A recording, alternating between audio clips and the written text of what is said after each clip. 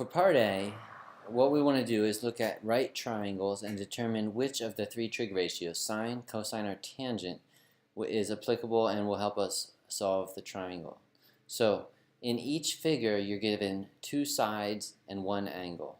One of these three pieces of information is missing, and your goal is to figure out the missing value by using one of the trig functions. Now, the angle that is given, whether it's given as a variable or as an actual value, is known as the reference angle, and the relationship of the two sides to this angle is what we use to determine which ratio we can use. Each side is referred to in regards to the reference angle as either hypotenuse, opposite, or adjacent. The hypotenuse is always the longest side opposite the 90-degree angle. The adjacent side is the side touching the reference angle, and the opposite side is the side opposite the reference angle. You can help remember which of the ratios to use by remembering the phrase SOHCAHTOA. Sine equals opposite over hypotenuse, cosine equals adjacent over hypotenuse, and tangent equals opposite over adjacent. So let's take a look at the first one. We set up our reference angle, we label our adjacent, hypotenuse, and opposite sides, and we ask ourselves which ones were given to us. In problem 1, we were given the adjacent side and the hypotenuse. So we use cosine for cosine equals adjacent over hypotenuse.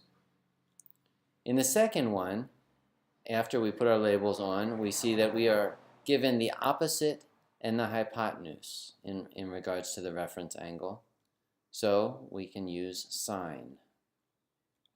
In the third one, we're given, again, the adjacent side and the hypotenuse. So we see that we can use cosine.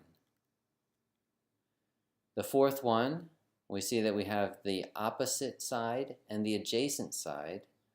So that tells us that we're going to use tangent to solve for the missing piece. Number 5, we're given opposite and adjacent. So again, the answer is tangent.